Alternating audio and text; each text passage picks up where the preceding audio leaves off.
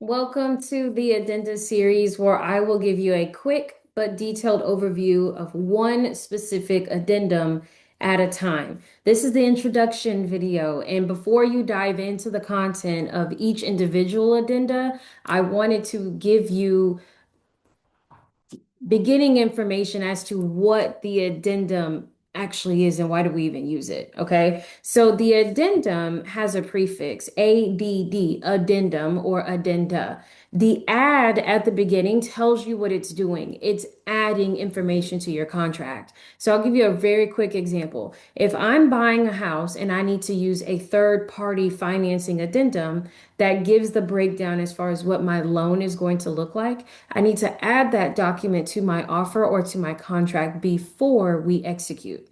Okay, so I'm adding this information in. I'm going to buy your house for this much money, but I need to add in the document that breaks down what the money is actually going to look like.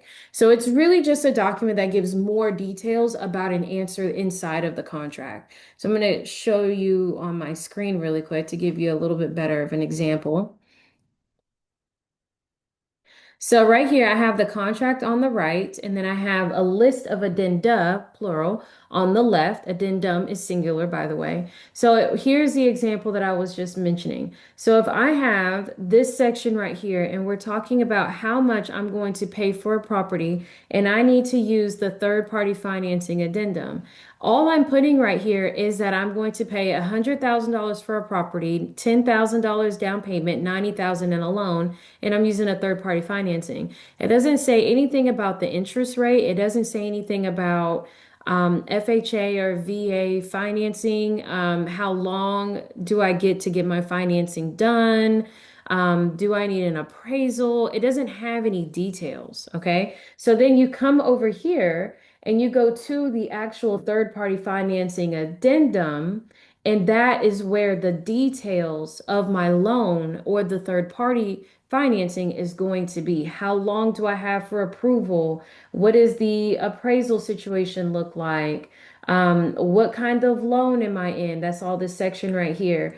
And down here, that if I don't pay, I don't stay. So that's the security for the lien holder. And then the authorization to transfer information throughout the process of this contract, right? So your addenda are all listed individually, and just whatever information you might need to add as part of your contract, you're going to pull each one from there. So the rest of the series is going to actually take each of these different addenda here on the left side of the screen, and I'm going to tell you what each of them mean all in separate videos. I hope this helps.